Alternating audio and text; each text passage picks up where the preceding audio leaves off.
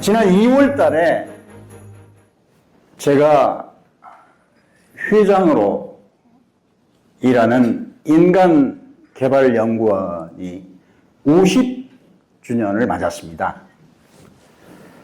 50주년 기념 포럼을 뭘로 할까 고민하다가 마침 75년 2월에 대학을 같이 졸업한 친구들이 대학 졸업 50주년을 맞아서 우리 권하연 회장님, 윤영관 장관님, 오세영 총장님 우리 네 사람이 함께 졸업을 했기 때문에 잘 꼬셔가지고 대학 졸업 50주년 기념 포럼을 한번 해보면 어떠냐 이래가지고 인간개발연구원 창립 50주년 기념 포럼에 얹혀서 했습니다. 거기에 이제 우리 한국은행 총재를 8년 여기만 친구 이주열 총재도 있었습니다만 오늘 이주열 총재는 오지 않았습니다. 그때의 주제가 한국 경제가 지난 50년 동안 어떻게 해서 여기까지 왔고 지금 한국 경제가 처한 도전과 과제는 무엇인가 라는 거였습니다. 당시 도출한 결론은 여러분이 많이 듣고 계시다시피 이런 거였습니다.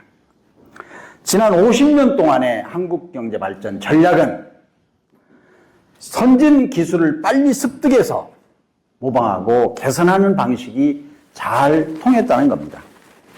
하지만 지금 우리가 당면한 도전과 과제는 아까 자연과학대학 홍보 영상에서 보셨다시피 패스트 팔로우 방식으로 해결하기는 어렵다는 겁니다.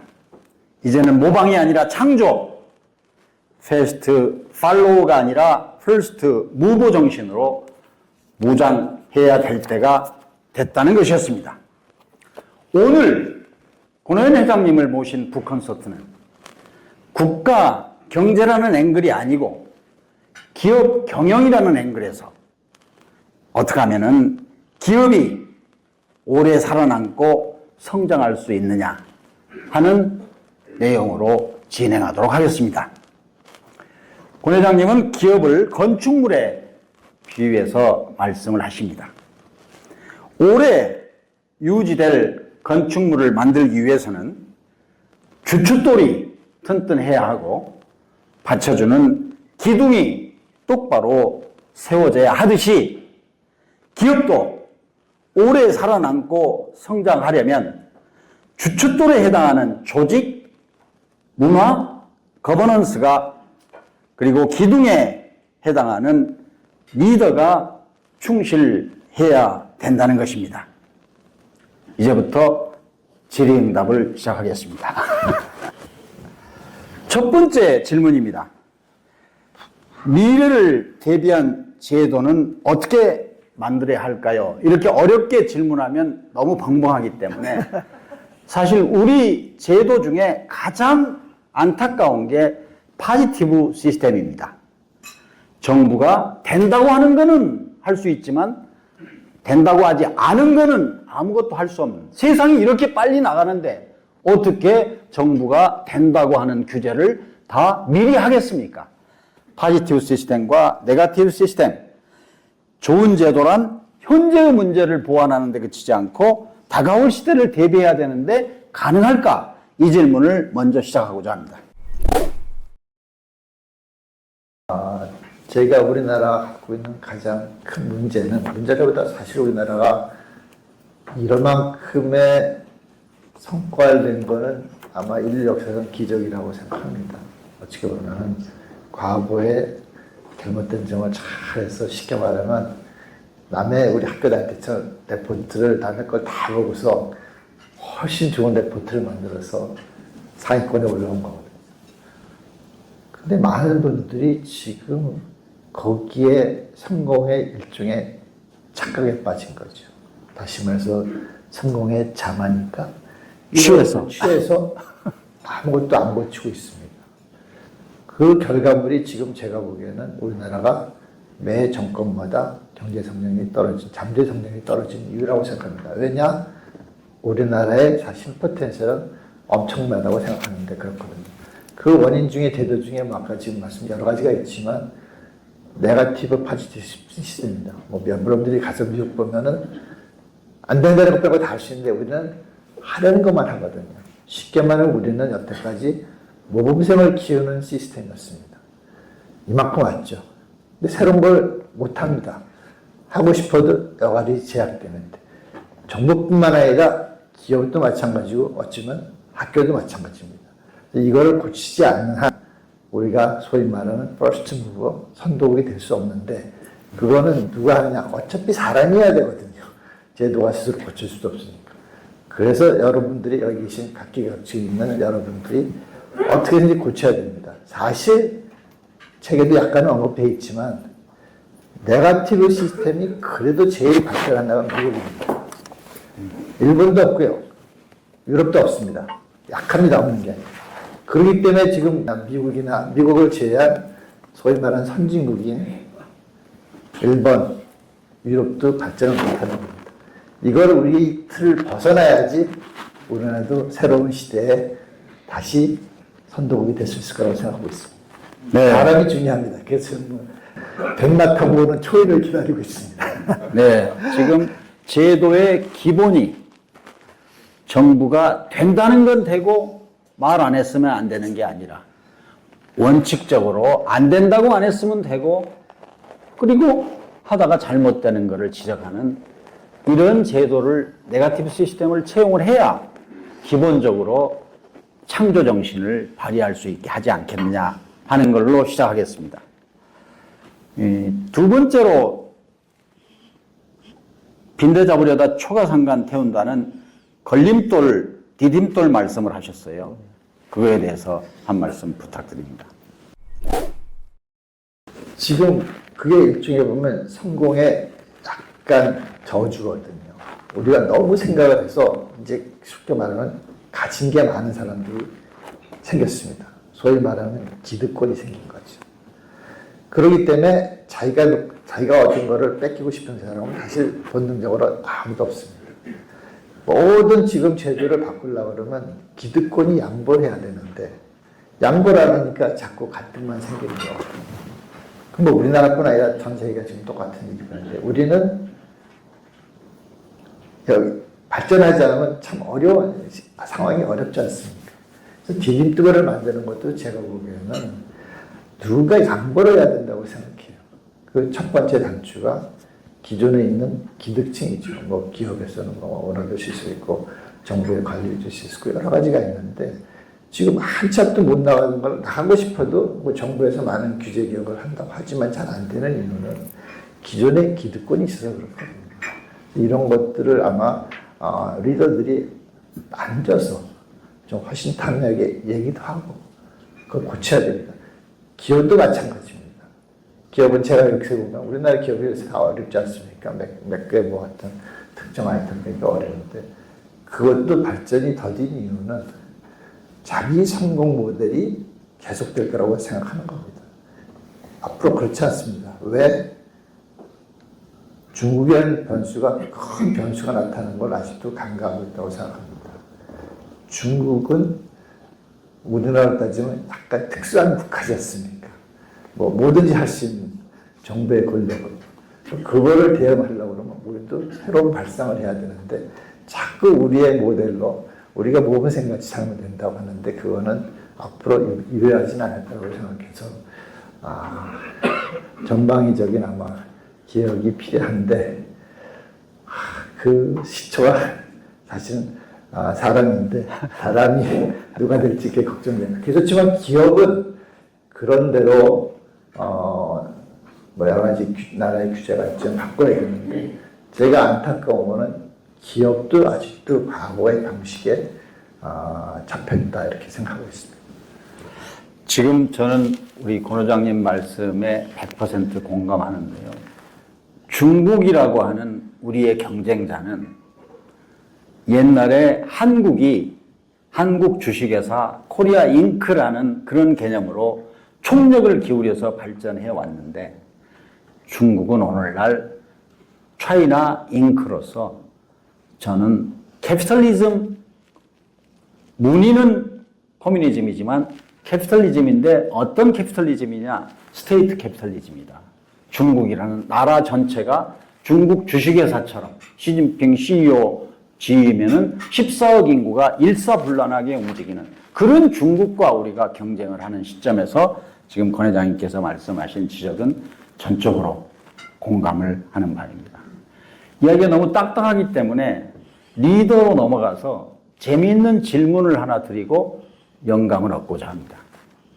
우리가 이제 리더를 분류할 때 두 가지 덕목을 가지고 분류하지 않습니까? 똑똑하냐? 멍청하냐?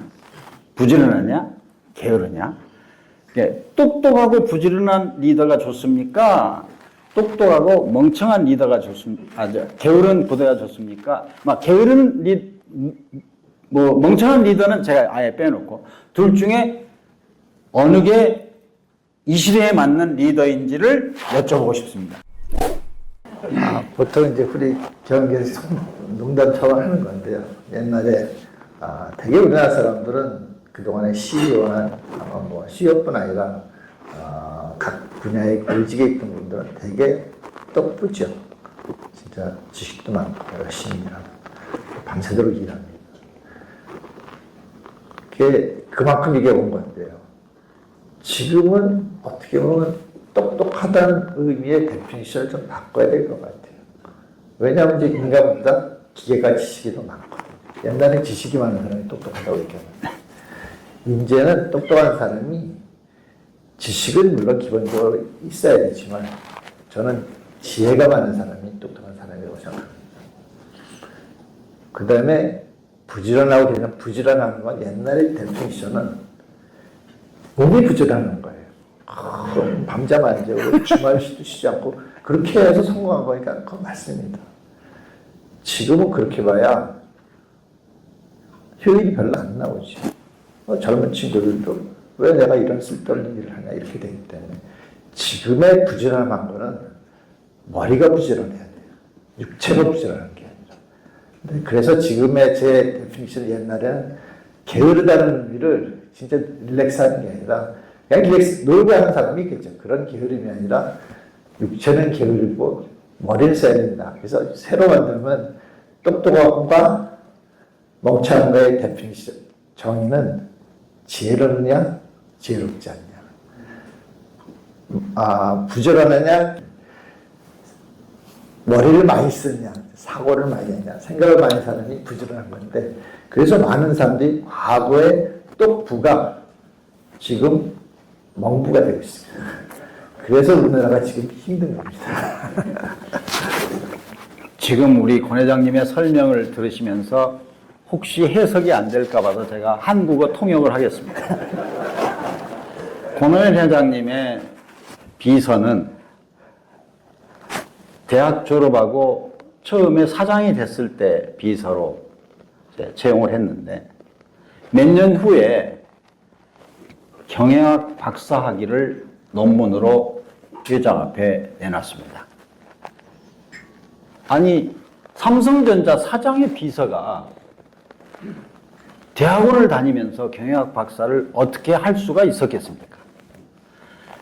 몇 년 지나다 보니까 사장이 6시 칼퇴근인 거예요. 남들 눈에 보면은 몸이 게으른 거죠. 부지런한 게 아니고. 다 야근하는데. 똑똑한 건 인정하겠지만 우리 사장은 게으르다고 생각할 수 있지 않습니까? 그런 의미에서 똑개인데 그러면은 사무실에서 6시에 칼퇴근해서 집에 가느냐? 아니죠. 매일 저녁 공학이 아닌 다른 분야의 사람들과 만나서 지혜를 얻는 공부를 했다는 거죠. 여기에 오신 분들이 그 중에 많이 계시군요. 많이 만나는? 네. 저 15년 때 권현 회장하고 적어도 일주일에 한 번 이상을 만나고 있습니다. 아마 가장 많이 만나는 친구인데 그동안에 만나서 절대 남의 험담하거나 잡담하지 않습니다. 다른 사람의 지혜를 얻는 그런 시간을 갖는 거죠. 그런 의미에서의 똑개. 부하들의 눈에는 자기를 늦게까지 남아서 닥달하지 않는 게으른 것처럼 보일지 몰라도 그 시간에 밖에 나가서 지식이 아니라 지혜를 키우는 그런 상사가, 똑개가 진정한 리더가 아니냐. 다시 돌아가서 신사업을 찾아내야 되는데 신사업을 찾는 지혜는 퍼스트 무버 시대에 어떻게 해야 되는 거예요? 사실 우리나라 지금 우리가 뭐 경제 대국이 되고 수출에 엄청난 무역 대국이 됐습니다.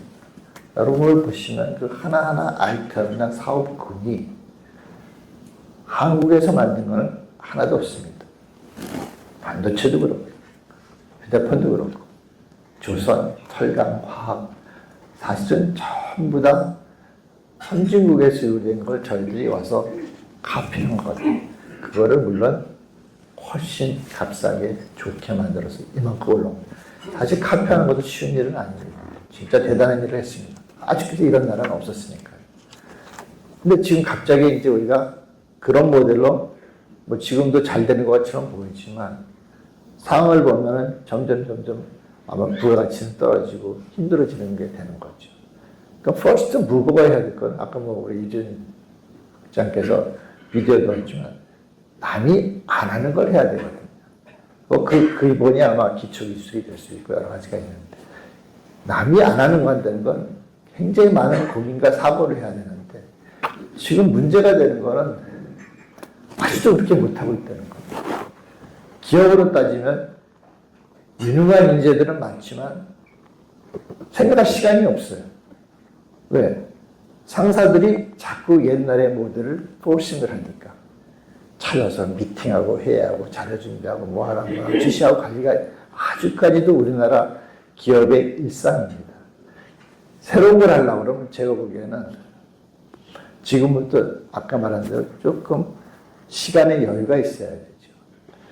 그래서 가서 만나도 보고 기업이면 뭐 새로운 피어 사이언스 사람들도 만나봐서 이걸 어떻게 산업체로 연결시킬 수 있을까 이런 생각을 해야 되는데 지금 어떻게 보면 제일 어드밴스된 기초과학을 한 건 학교인데 학교에 있는 그런 분들과 회사의 CEO가 만나서 얘기하는 기회가 있을까요? 괜히 프로젝트 줄 때야 만나지만 그런 기술이 앞으로 어떻게 전개되고 무엇을 할 건가 이런 걸 하면 거기서 기회를 잡아야 되는데 아직까지도 우리는 자기 일에만 하는 굉장히 옛날식의 베스트 팔로우 시대에 아직도 묻혀있다 이렇게 생각하고 있습니다. 신사업을 하려고 그러면 남이 안 한다는 이거는 남이 안 한 생각을 해야죠. 그걸 안 하고 있으니까 우리는 또 누가 뭐 나오기만 기다렸다. 우리 빨리 쫓아가자. 그 작전인데 이제는 베스트 팔로우 작전이 어려워졌습니다. 왜냐하면 굉장히 기초기술 없이는 쫓아가기도 어렵고 그런 충분한 사고 없이는 카피하기가 어렵거든요. 요새 뭐 소위 말하는 AI 많이 한다고 하지만 옛날보다 더 이제는 엄청난 돈도 들고요. 우리가 쫓아가기 쉽지 않겠죠. 그럼 우리가 그 빈틈을 찾아야지. 아까 우리 테이블에서 얘기했지만 골드러시가 났을 때 나는 아직 책을 뭐 연구를 안 해보셨지만 골드로 돈 벌 때는 누가 돈 벌었던 얘기는 잘 안 나오거든요. 골드러시 때 돈 버는 사람은 리바이스 청바지입니다. 그래서 우리도 그런 아이디어를 찾는 게 아마 중요하지 않을까 생각했습니다. 네, 또 잠깐 화제를 돌려서 재밌는 이야기를 좀 하려고 합니다. 처음에 삼성전자에 공학박사 학위를 받고 R&D 부서의 부장으로 특채된 권한일 회장께서 상무 때 갑자기 적자사업 부문에 부문장으로 발령이 났습니다. 문 닫을 걸 예상하고 권상무가 가서 한번 해봐서 되면은 놔두고 안 되면은 죽이는 그런 사업이었습니다. 두 가지 질문이 있습니다. 하나는 적자사업 부문을 맡았을 때 첫 번째 경영 철학은 무엇이었습니까? 두 번째는 그 안 팔리는 물건을 파느라고 어떻게 하셨습니까? 질문이 두 가지입니다. 어떻게 그때 철학이라는 거 없었고요. 어떻게 하면 이 퇴출에서 빨리 벗어나나 뭐 절박한 거죠. 뭐 지금 뭐 집에 불이 났는데 뭐 어떻게 끌까 그냥 다 끄고 봐야 되는 거죠. 그래서 이제 어떻게 하면 이걸 해결할까? 그게 참 큰 문제니까. 뭐 어떻게 팔았냐? 제가 사실은 처음 여기 계신 R&D 하신 분도 계시지만 R&D라는 건 주어진 목표가 내부적인 일이거든요. 그러니까 뭐 사실 딱 하면 뭐 상사와 동료들하고만 목표 이거면 되는데 이 장사라는 걸 해보니까요. 뭐 그때 40대 중반에 처음으로 장사를 해봤는데 남의 주머니에 있는 돈을 내 주머니로 갖고 이거 너무 힘들더라고요. 그래서 1년 동안 진짜 온갖 천대박대를 받았습니다. 제가 R&D 할 때도 미국이나 일본에서 만나면 그래도 대우를 받았는데 이거 진짜 문전박대. 뭐 보니까 네가 뭐 있는데 그때 처음으로 경영사에 깨달은 점이 있습니다. 저는 그때가 제가 본인이 재탄생했다고 생각합니다. 뭐냐 하면 40대 중반입니다. 45살 때. 학교에서 사람들을 배려할 줄 알아야지. 다른 사람 생각할 줄 알지. 뭐 안 한 건 아니지만 그렇지 뭐 그렇게 하는 게 맞지. 사람이 그렇게 살아야지. 시어였어야 느낀 게 그때입니다. 뭐냐면 왜 저 사람 내가 천대박대를 받을까? 그때 처음으로 느낀 거는 그 사람이 좋아하는 걸 말한 게 아니라 내가 하고 싶은 말만 했거든. 이 제품 진짜 좋아요. 왜 안 쓰세요? 속으로는 바보같이 이런 생각한 거죠. 나중에 보니까 저 사람의 마음을 사는 거가 사업의 첫 번째고 조직 관리의 첫 번째라는 걸 알았습니다. 그걸 깨우치고 난 다음에 제가 부하를 대하는 방법, 상사를 대하는 방법, 그게 아주 바뀌었습니다. 상사도 어떤 사람은 레포트를 빨리 갖고 오는 사람이고, 어떤 사람은 듣고 와야 좋은 사람이고, 어떤 사람은 한 페이지로 사람이고, 유형을 딱 보고서 그렇게 맞춰가는 거죠. 그게 커스터머를 그렇게 하다 보니까 이제 조금씩 열려서 2년 차 된다면은 이제 흑자가 좀 나기 시작했고요. 3년 차에는 제가 맡던 거가 비밀몰이 사업에서 최고의 이익을 많은 데가 됐습니다. 그래서 그때 처음으로 경영이라는 거는 사실은 사람을 핸들하는 기술이거든요. 그래서 그때 그걸 깨우쳐서 이제 그걸 갖고 그러면 어떻게 해볼까 생각을 하게 돼서 제가 제 2의 탄생이 됐다고 스스로 자평하고 있습니다. 네, 박수 좀 쳐주세요. 그래서 삼성전자의 상무 때 적자 사업분을 맡아서 7번 연속 적자 사업부문 부문장으로서 흑자 전환하고 하다가 흑자 사업 부문을 맡은 최초의 보직이 삼성전자 전체의 CEO가 됐을 때라고.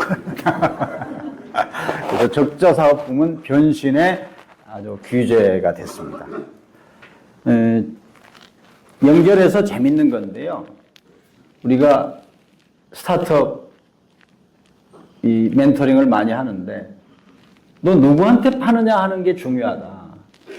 상대방을 먼저 깨닫는 게 중요하다 하면서 연애와 결혼을 이야기하시는데 그 얘기를 듣겠습니다.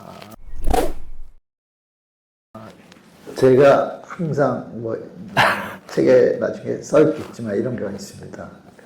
그냥 가면은 많은 사람이 착각하는 게요.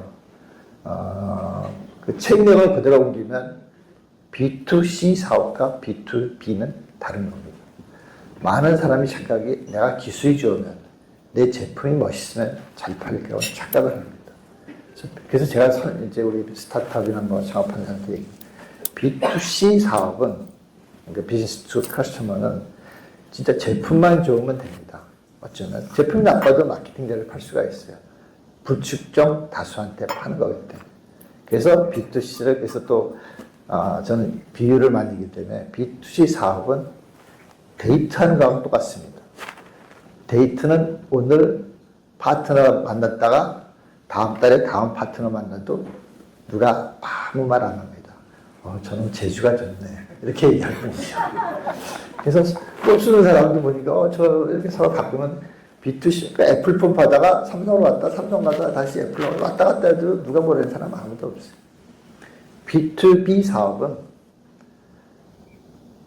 결혼하고 똑같습니다. 결혼을 날마다 할 수는 없잖아요. 굉장히 신중하게 합니다.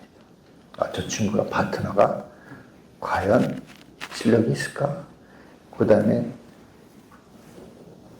정상적인 결혼, 부모들도, 양가의 부모들도 블레싱을 해주고, 친구들도 블레싱을 해주고, 그래야지 행복한 결혼이 되는 건데, 둘이 도망가서 결혼했다. 아주 피곤하게 살겠죠. 그래서 B2B 사업은 너 거기에 저 기술이 좋습니다. 이런 얘기를 합니다. 그럼 누구한테 팔라고? 그거는 파트너, CEO부터 단계 물론 사람들을 다 아는 신뢰감을 구축해야 되는데 내가 기술이 좋다고 팔리는 게 아니거든요. 아까 우리 선영도 실장께서 사장께서 말씀하시지만 우리나라의 많은 벤처기업들이 사장님, 회장님 저 기술 좋아요. 기술 좋은 거랑 B2C 사업인데 B2B 사업은 되지 않습니다. 결혼은 함부로 하는 것도 아니고 자주 하는 것도 아닙니다. 그걸 명심해야 되죠. 네. 요새 쓸만한 사람이 없다는 얘기를 많이 합니다. 인재가 없다. 그런가 하면 청년들은 구직난을 겪는 게 우리가 다 알고 있는 바와 같습니다. 한쪽에서는 사람이 없다 그러는데 한쪽에서는 일자리가 없다 그래요. 미스매치가 왜 생기는 거예요? 그건 여기 학교 왔으니까요. 여기 있던 대학 교수님도 약간의 일말의 책임은 있다고 생각합니다. 학교 얘기는 제가 전문가는 아니지만 첫 번째 미스매치. 사회에 필요한 인력과 학교에 배치한 인력의 미스매치가 있는 거죠. 아까 말한 대로 AI 인력이 필요하다. AI를 전공하는 학생은 적고요. 취직 못하는 학과는 다수 유지는 내가 학과를 폄하하고 하는 게 아니라 그거를 조정할 줄 아는 게 진정한 선생님이고 스승이고 리더입니다. 우리 과는 한 명도 못 줄입니다. 그거는 아주 이기적이고 편협한 리더가 되는 거죠. 만약에 지금 말한 바이오가 된다. 바이오 인력을 늘려야죠. 근데 우리나라 인구도 주는데 그럼 이렇게 합의를 봐야 되는데 그런 걸 제대로 못하니까 제대로 교육을 못하는 게 있고요. 미스매치가 거기서 벌써 발생인 거예요. 두 번째는 우리가 이제 카피 시대를 지나서 창조의 영역으로 들어가야 되려고 그러면 창조는 한 가지 전공만 해서 되는 거가 굉장히 쉽지 않을 거라고 생각합니다. 그래서 소위 말하는 융곡박합화, 과가 없어지고 이런 게 되는데 우리는 아직까지 굉장히 많은 세그멘트가 돼 있거든요. 그래서 그거를 서로 과내는 개념도 좀 있더라도 저는 예를 들어 스탠포드에 있으면 전작가 친구들이 재력과 교수를 잡고서 박사학위를 받거든요. 우리나라가 과연 그게 가능할까요? 그런 식으로 굉장히 어떻게 보면 벽이 너무 두텁거든요. 그건 이제 공급자 측면에서 잘못한 거고요. 수요자 측면에서는 자꾸 자기는 쉽게 말하면 딱 감나무 밑에 둔 넣어서 감 떨어지길 기다리면 안 되지 않습니까? 교육하는 방법도 달라져야 된다고 생각하는데 우리는 아직까지도 구시대의 유물 같은 교육을 시키고 있습니다. 기업에서. 저는 그게 너무 반대해서 계속 회사에서 고치자고 얘기했는데 제 책을 읽어보면 아마 마지막 책의 에필로그를 보시면 첫 번째 책 에필로그 보시면 제가 삼성에서 많은 일을 했습니다. 재밌게 일했습니다. 저는 이제 하고 싶은 일 다 해왔다고 생각하는데 진짜 목표 붙인 거는 그 당시에 인사, 교육, 평가 시스템이 잘못됐다. 그걸 더 제 힘으로 할 수 있는 게 아니라 못했는데 그게 아직도 유지되고 있거든요. 회사도 아마 여기 각 회사에 강연 많이 다니시지 않습니까? 우리 최재봉 교수 강연 많이 다니시는데 한번 전 교육이 아니라 그런 트렌드를 알려주셔서 가르치지만요. 500명 하나 치려고 교육을 한다. 저는 그건 난센시라고 보거든요. 그건 옛날에 모범생을 만드는 교육이지 창조를 하는 교육은 아니거든요. 그런 것들을 기업에서도 고쳐야지만 우리나라가 가피 시대에서 벗어나서 진짜 선진국이 되는 길이라고 생각하고 있습니다. 지금 지난번에 초격차 책을 바탕으로 해가지고 오렌지 플래닛 창업재단이라고 하는 곳에서 우리 권혜연 회장이 이사장을 하고 계시고 제가 이사로 초격차 아카데미라는 걸 만들어서 총장이고 제가 교수부장쯤 됩니다. 그때 이제 스타트업들에게 멘토링하는 중요한 내용 중에 하나가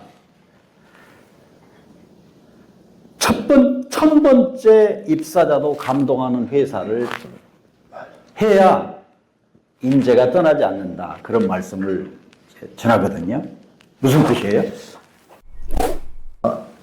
사실은 우리나라에 벤처 스타트업들이 많이 생기고 있는데 저는 현역 때부터 사실 그 스타트업 업체들을 많이 만나서 이렇게 조금씩 멘토링 하다가 이제 리타이어 되면 본격적으로 많이 하게 된 거죠.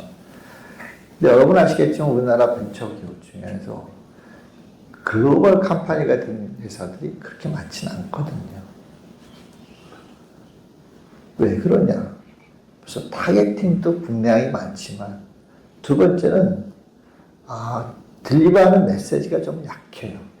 제가 항상 첫 번째 스타트업 하는 친구들 처음 만났을 때 하는 질문은 좋은 거 재밌네 얘기 쭉 들어본 다음에 질문이 너 왜 창업했니? 그게 첫 번째 질문이에요. 보면은 제가 이렇게 하던 아이디어가 너무 좋아서 이렇게 사업화되면 잘 될 것 같습니다. 당연한 겁니다. 자, 그러면은 초기에는 뭐 20명, 30명 하니까 그 목표를 다 시험하지만 너 1000번째 드론에도 그 목표를 시험할 수 있느냐? 못하거든요. 그걸 딜리버하는 사람이 없습니다. 지금 우리나라 대기업도 중견기업도 스타트업도 내가 진짜 지향하는 바들을 클리어하게 설명해 준 사람이 없어요. 뭐 그게 소위 말하는 경영학에도 아니면 뭐 비전이라든가 미션 스테이트먼트인데 한번 가서 여러분들 회사에 있으면 한번 읽어보세요. 뭐 인류 사회를 봉사한다. 가치를 창조한다. 굉장히 추상적이라 뭐 맞는 말인데 마음에 공감은 없거든요. 그걸 제일 잘한 사람이 일론 머스크입니다. 최근에. 그 사람 나는 뭐 잘 모르지만 딱 하는 거가 야 인류 망하면 어떡하냐. 화성 가야지. 이런 아주 단순한 말로 메시지를 딜리버 하니까 그래? 그거 재밌을 것 같은데? 그리고 또 탁 로켓도 만들고 그런 식으로 일을 해야지 우리나라 벤처기업도 클 겁니다. 자꾸 이 기술에 대한 사업화만 생각하면은 그건 뭐 어느 정도 돈을 벌지 모르지만 큰 회사 되기는 쉽지 않은 겁니다. 우리나라의 최대 창업자들 다 그렇게 얘기를 했습니다. 이병철 회장 무슨 말씀하셨냐? 그 당시 다 먹고 살기도 없고 잡도 없는 진짜 빈국 중에 빈국이었는데 사업보험이라는 얘기를 꺼낸 거죠. 회사에서 너 다 먹고 살려줄게. 그러면 나라도 좋아하죠.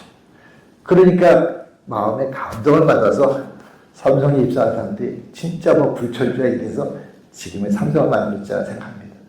그런 식의 아주 단순하지만 클리어한 메시지를 전달해야 된다고 생각하고 있습니다. 좋은 아이디어를 가지고 창업을 한 스타트업 오너에게 결국은 성장은 사람이 하는 거기 때문에 훌륭한 인재가 일단 들어왔으면 붙들어야 되잖아요.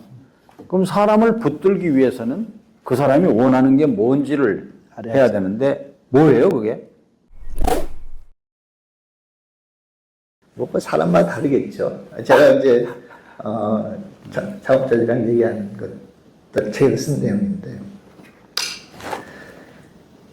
사람이 왜 회사에 취직할까요? 보통 먹고 살라고 하지. 그건 기본적인 동물 같은 욕구니까 그건 정확한 답은 아닐 것 같습니다. 재미도 없고 뭐 다른 데 월급 많이 주고 사람은 떠나겠죠. 제가 보기에는 제가 책에 뭐 아직 없죠. 쓴 내용은 세 가지의 리와 마지막 리워드가 있어야 된다고 하겠습니다. 세 가지 리가 뭐냐면 아까 말한 맥락하고 비슷한데요. 내가 왜 이 회사에 존재할 의미를 참여한 사람도 인정을 해야 됩니다. 의미가 있어야, 미닝이 있어야 되거든요. 그러니까 일론 머스크가 나는 우주를 가기 위해서 스페이스X를 만들었고 그의 궁극적인 목표는 화성의 식민지를 개척하는 거다. 이렇게 아주 센 뻥을 치는 게, 뻥을 치려면 역시 세게 쳐야 돼요. 그러니까 전 세계적인 뭐 우리 이렇게 쉬운 말로 하면 그러니까 우리 토니 형은 또라이들이 많거든요. 와 이거 너무 재밌어. 가서 해봐야지. 그러니까 몰려드는 겁니다. 그런 식으로 의미를 부여할 줄 알아야 돼요. 근데 의미는 나도 야구 대단한데 의미는 있지만 내가 참여하기는 좀 뭐하네 이렇게 있죠. 그 다음에 나한테 진짜 흥미 있는 일을 제공을 해야 되거든요. 스페이스 X를 만드는데 그냥 로켓 만드니까 로켓을 만들어 볼까? 그런 일이 참여하는 거예요. 그래서 첫 번째 사람을 꼬시는 거는 그 회사에 불러들이는 거는 그 회사가 의미 있는 일을 하느냐 흥미 있는 일을 하느냐를 우선 제시를 해야 됩니다. 그래야지 우리 사람은 옵니다. 갔더니 그거 없이 오는 사람은 다른 데서 월급만 준다면 바로 떠납니다. 그래서 떠난다고 그러는데 그래서 내가 그 벤처라는 걸 너의 회사에 있어야 될 의미와 흥미 있는 일이 뭔가를 제시해야 됩니다. 근데 조의는 했어요. 근데 보니까 우리 상사가 진짜 지랄할 거예요. 회사 가는 게 고문이야. 그럼 떠납니다. 그래서 회사 생활이 재미있어야 됩니다. 그래서 의미와 흥미와 재미가 있어야 돼요. 그건데 마지막 순간에 리워드가 있어야 됩니다. 열정 페이만 한다. 젊었을 때 하는데 30대 결혼하면 다 떠납니다. 백수알바를 맺는 거라고.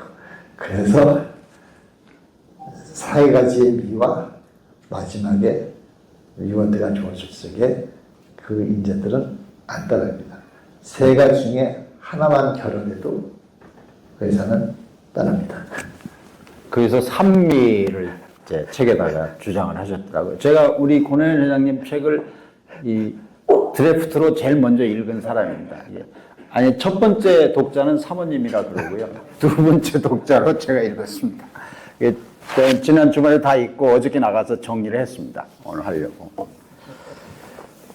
지금 말씀하신 걸 제가 다 산미를 통합하면 이렇습니다. 사실은 그 직원이 월요일 아침에 콧노래 부르면서 출근하게 만드는 것이 결국은 훌륭한 인재를 붙잡아놓는 거 아니겠냐. 이게 산미가 되겠습니다. 요즘에 리더 없다고 많이 그래요. 리더 부재를. 그게 무슨 한국뿐이겠습니까? 또 기업뿐이겠습니까? 지금 세계의 지도자도 지금 다들 리더 없다고 그랬었는데 왜 그래요? 뭐 참 어려운 질문이거든요. 사실 뭐 리더는 자기 스스로 리더라고 하는 사람 많죠. 그러니까 진정한 리더는 남이 평가하는 거지 자기가 리더는 아니거든요. 뭐 직위가 높다고 항상 뭐 포지션은 리더지만 행동은 리더가 아닌 거죠. 근데 왜 그렇게 되느냐? 어쩌면요, 아직도 뭐 후진국을 빼고 우리가 말하는 소위 말하는 선진국, 선진국 근처에 있는 우리나라를 따지면 저는 이렇게 생각하거든요. 불행의 시작은 성장의 정치거든요. 정체되기 시작하면 제로섬 게임에 들어가기 시작합니다. 나눠 먹어야 되니까. 근데 가진 사들이 더 권력이 있으니까 더 많이 가져가려고 그러고 자꾸 전 세계가 지금 어느 나라도 양극화가 되지 않습니까? 부의 양극화, 지식의 양극화. 이거를 풀어주지 않으면 안 되는데 그걸 진정으로 풀어주는 사람이 리더인데 지금은 어떻게 보면 전체를 리딩하는 게 아니라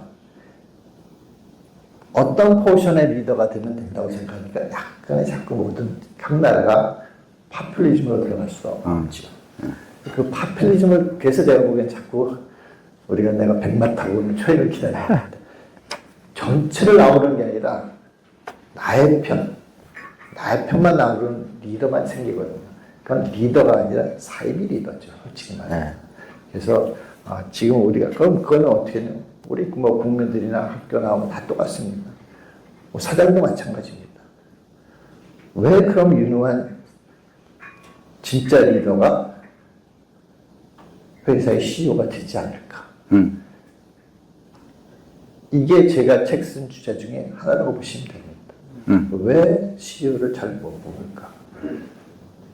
뭐 그래서 약간 기업의 가만 시스템인가 이런 거에 대해서 좀 우리가 손을 봐야 되지 않을까 이렇게 생각을 하고 있습니다. 너무 심각하게 하니까 제가 농담으로 지도자라는 게 뭐냐 제가 쓰는 말인데 지도하고 자가 있어야 된다.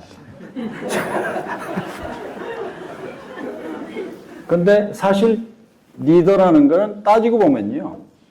네 사람이 친구 중에 피자를 자르는 사람이 리더잖아요. 리더가 근데 조건은 뭐냐 하면 자기가 맨 마지막 조각을 먹는다고 다른 사람이 신뢰할 때 그 사람 보고 자르라 그러지. 제일 큰 거 잘라놓고 지가 맨 먼저 집으면 리더 못 되잖아요. 지금 이거를 이제 요약해서 지금 우리 회장님께서 말씀하셨는데 제가 그 말씀을 우리 회장님 책에 있는 레이건 대통령의 문구를 소개하라고 말씀드리겠습니다. 우리 오 박사가 나한테 처음 만날 때 준 플래그예요. 레이건 대통령의 책상에 있었다고 합니다. 그가 누가 하든지 간에 쉽게 말하면요. 그 결과물이 무게 몫이든지 누구를 다른 사람을 위한다 그러면 인간은 무엇인지 할 수 있고 어디서 갈 수 있다. 근데 내가 하려고 그러니까 못하는 거거든요. 뭐 레이건 대통령이 그렇게 직접 했는지 아닌지 모르지만 말은 그렇게 했습니다. 제가 그 리처드 알렌하고 우연히 청와대에 있을 때 친해져가지고 제가 IMF 대리사로 처음에 갔을 때 그분이 초대해서 준 선물을 제가 복제한 건데요. 레이건 대통령이 영화배우 출신이지만 왜 역대 대통령 가운데 존경받는 리더가 됐느냐 하면서 8년 동안 책상 위에 놓았던 그걸 주더라고요. 그래서 제가 우리 권 회장께 이제 그걸 드렸는데 저도 책상에 놓고 있습니다. 그래서 기본적으로 누구 공이냐 하는 if he doesn't mind who gets the credit, then there is no limit to what a man can do or where he can go. 인간이 뭐든지 할 수 있고 어느 곳에서도 갈 수 있다. 그 대신에 공다툼만 하지 않는다는. 그러니까 레이건은 일만 되면 됐지 이거 내가 했다고 주장 안 할 테니까 나라 위에서 일하자. 이런 게 리더가 아니겠느냐. 그런 뜻이었습니다. 그런 리더가 요새 그리운 시점입니다. 지금 좋은 리더가 되려면 어떻게 해야 될까요? 하는 책을 쓰면서 가장 얘기를 하셨거든요. 그러면서 예를 뭘 들었냐면 본인이 신규 투자를 결정했을 때 직원들 대표가 찾아와서 항의했을 때 경험담을 소개해 주셨으면 감사하겠습니다. 많은 사람들이 질문하거든요. 좋은 리더 되려면 어떻게 해야 돼요? 저는 뭐 간단하게 얘기합니다. 너 당신 집에 가면 좋은 아버지냐? 물어보거든요. 왜냐? 사실 뭐 좋은 아버지의 데피니션은 뭐 여러 가지가 있겠지만 제가 볼 적에는 돈을 많이 번다고 좋은 아버지, 우리 시대는 그럴 수도 있습니다. 왜냐면 다 굶어 죽기 때문에 새끼 밥 주고 학교 등록금 잘 내주면 좋은 아버지 있어요. 지금 자식한테 야 만약 학자금 내주시냐 이런 얘기하면 야 진짜 꼰대 같은 아버지다 이런 얘기 할 겁니다. 근데 하나 메시지는 저는 이렇게 생각한 거죠. 가난하더라도 돈을 많이 못 벌더라도 자식들이 생각할 적에 야 우리 아빠는 진짜 우리를 위해서 고생하시고 생각을 많이 하시구나. 이렇게 되면 자식들도 열심히 공부하겠죠. 회사는 똑같습니다. 회사들이 다 성인이 됐어요. 사실은 말을 표현할 없이 다 압니다. 저게 자기만을 위한 것이냐 진짜 우리를 위한 것이냐 이런 것 중에 제가 한번 경험한 겁니다. 제가 사장 때 저는 좀 일을 많이 벌립니다. 새로운 일을 많이 벌려요. 왜? 그게 미래의 씨앗이라고 생각합니다. 그러니까 뭐 돈을 번 거를 투자를 해야 될 거 아니에요. 뭐 누가 나한테 공짜로 주는 건 아니니까. 일난 걸 투자하다 보니까 이제 뭐 지금으로는 노조겠죠. 노사협의 대표가 이제 뭐 문장이 와서 그냥 막 찾아와서 간단히 하는 도중에 아 사장님 요새 사원들 불만이 많습니다. 그래서 무슨 불만인데 사장님이 뭐 그 당시 그 사람 입장에서는 쓸데없는 투자를 너무 많이 하셔서 우리 보너스가 줄 거라는 불만이 많습니다. 사실이거든. 이익이 있으면 이익과 연동된 보너스가. 근데 그거를 빼니까 이익이 주는데도 보너스를 많이 줄 수가 없으니까 미안하다. 제가 얘기한 거는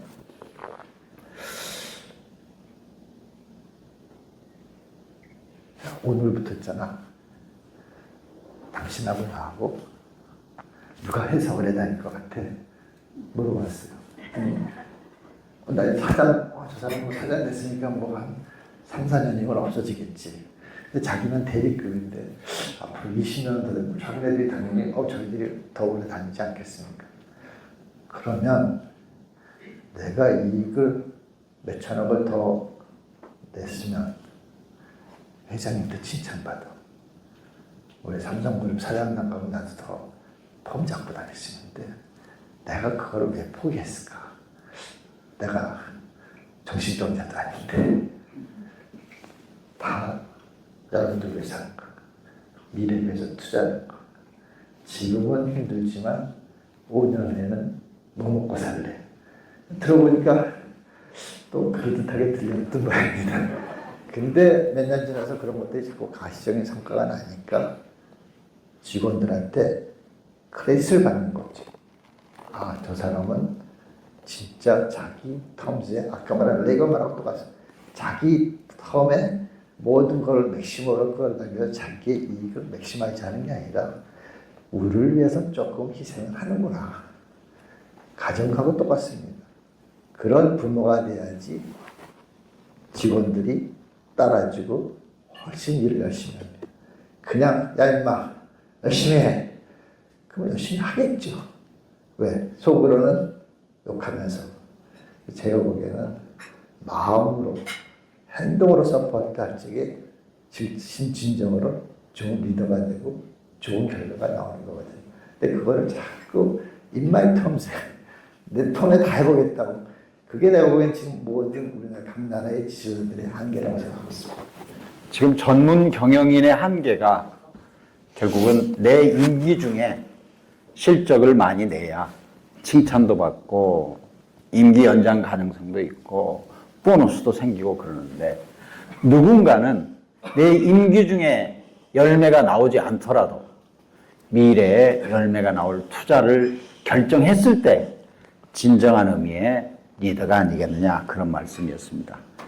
슬슬 시간이 가까우니까 그래도 오늘 아침에 오셨는데 한 가지 뭐 재미있는 팁은 주셔야 돼서 내가 전문 경영인 사장이다. 그런데 오너인 회장이 나하고 계속 내가 볼 때 틀린 이야기를 한다. 어떻게 설득해야 되는 거예요? 뭐, 옛날에 책을 쓸까 말까 하다 이번 책에 집어넣습니다. 꼭 그렇게 생각했지만 사실 오너 상사를 우리 속된 말로 꼬시기 쉽지 않거든요. 왜냐하면 오너는 절대 권력자고 전문 경영은 언젠가는 사라질 사람입니다. 많은 사람들이 뭐 상사뿐 아니라 상사 설득하는 법이 너무 어설퍼요. 꼭 그렇게 합니다. 특히 가업 수계자들도 자기 아버지한테 가서 뭐 회장님 그렇게 하시면 안 됩니다. 사람이라는 건요 역사상 자꾸 그런 얘기하면 보기가 싫어져요. 그래서 충신들이 다 귀양 가는 거예요. 그래서 그렇게 꼬시는 게 아니거든요. 꼬시려고 그러면 우선 그게 뭐 진짜 대세 영향을 안 주는 것만 빨리 해주는 겁니다. 그 사람 입맛에 맞게. 그래서 첫 번째 성사를 설득하는 것은 그 사람의 마음을 잡아야 돼요. 크레딧을 조금씩 하는 겁니다. 그래서 그 사람은 저 친구는 시키면 뭐든지 잘해. 이런 퍼셉션을 우선 심어주는 게 첫 번째입니다. 전문 경영이 오너 꼬시는 것도 여기 오너 왔는데 또 그다가 또 절대 넘어가지 말아야지 그렇게 하면 안 됩니다. 그래서 이제 그걸 꼬신 다음에 내가 하고 싶은 일을 던지는 거예요. 그러면 그래 너 해. 그런다고 꼬시는 게 아니고 그래서 실력을 닦아야 돼요. 왜냐하면 그거 하라고 그러는 사람은 없어요. 서너 단계의 질문이 옵니다. 이런 리스크 어떻게 하시려고요? 이런 리스크 어떻게 하시려고요? 그거를 내가 방어를 다 만드는 실력을 하면은 그때쯤 그럼 한번 해보시죠. 이렇게 될 수가 있는 건데 사람들이 그냥 해야지 됩니다. 제일 바보 같은 사람들이 뭐냐면 CEO 중에서 저 경쟁사 되니까 우리도 해야지 하는 거야. 경쟁사 죽으면 우리 죽을 거예요. 그런 로직은 성공하지 않거든요. 근데 그러려고 그러면 나도 공부를 해야 돼. 그래서 아까 말한 대로 내가 시간적인 여유가 있어야지 공부를 하는데 맨날 회사에서 부하들만 회의하고 하면 됩니까? 여기 책에는 그렇게 말 쓸 수 없는데 그래서 또 잊어먹을까봐 상사 설득하는 거 아까 말한 조금씩 크레딧을 쌓는다고 했잖아요. 여기 이제 클로즈 된 데니까 여러분들 골프 치시죠? 골프에 보면 조폭 게임이라는 거 있지 않습니까? 더블하면 다 기어나오는 거. 그러니까 16홀까지 다 져도 돼요. 괜히 거기 따지면은 자기도 나중에 오케이도 못 받아. 그래서 어차피 다음 세월 나오면 다 돈이 쌓여요. 그러니까 그 다음에 세월만 잘 치면 되거든요. 실력이 있어야지. 그러니까 첫 번부터 그거 제대로 해. 오케이 무슨 오케이야. 제대로 해야지. 자기도 미움받아서 하다 보면 안 돼서 짜증나거든요. 그래서 다 조짐을 어차피 다 기어낼 거를. 그러니까 상사들을 다 꼬시는 겁니다. 그러니까 오너 상사 꼬시는 거는 여러분들 조폭게임이랑 비슷하다거든요. 마지막 헐면 이긴다. 제가 명문가의 가문 관리라고 하는 그런 프로그램에 한 7년 정도 개강 특강을 한 적이 있습니다. 2세들한테. 2세들의 공통적인 질문이 뭐냐면 우리 아버지 꼰대 같은 생각을 어떻게 하면 바꿀 수 있습니까? 그런 질문이 있거든요. 짐작하시겠죠? 지금 우리 권현 회장 말씀대로 일단 작은 거에서 신뢰를 쌓아가지고 결정적일 때 해야지 평소에 아버지가 말씀하시는 것마다 아버지 그게 아니고요 이래가지고는 너 후계자에서 잘린다 이렇게 이야기합니다. 물론 오늘 더 여쭙고 싶은 말씀도 많습니다. 질문도 많습니다만은 여러분의 소중한 시간을 생각해서 이제 끝낼 때가 다 됐습니다. 우리 회장님께서 마지막으로 오늘 아침에 귀한 시간 내서 오신 분들에게 다시 초격차의 에센스로 꼭 전하고 싶다 하는 마무리 말씀 부탁드립니다. 마무리. 여기 계신 분은 어쩌면 각층에서 영향력을 받으실 분이라고 생각합니다. 근데 우리가 하는 잘못은 나는 잘하는데 말이야. 다 제 때문에. 그래서 여러분들도 분야에 가서 남의 탓이 아니라 내 탓이라는 걸 느끼고 자기 부서에 조금씩이라도 개선하는 활동을 했으면 좋겠다는 게 제 생각입니다. 감사합니다. 세네카의 유명한 말이 있습니다. 인생은 소설과 같다. 소설은 길이가 아니라 콘텐츠가 중요하다. 오늘 비록 짧은 시간이었지만 우리 권현 회장님 모시고 다시 초격차라는 두 콘서트를 이렇게 마쳤습니다. 모더레이터로서 마무리 말씀을 드린다면 이렇게 드리고 싶습니다. 저는 1975년에 법과대학을 다닐 때 임원택 경제학 교수님의 조교가 돼서 경제기획원을 가라고 해서 경제 관료를 시작을 했습니다. 1975년 우리나라의 1인당 국민소득은 겨우 3끼 밥을 먹게 된 $600였습니다. 2006년에 제가 경제 관료를 떠나서 김현장에 들어갈 때 우리나라의 1인당 국민소득은 2만 달러를 넘겼습니다. 600달러에서 2만 달러에 올 때까지는 대한민국은 그야말로 세계가 주목하는 고도성장의 모델이었습니다. 하지만 그 과정에서 어찌 어려움이 없었겠습니까?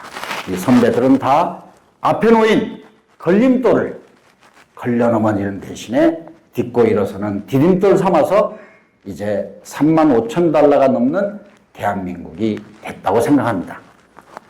대한민국은 그리고 각 기업은 이제 변곡점을 맞이하고 있습니다. 문제는 뭐냐?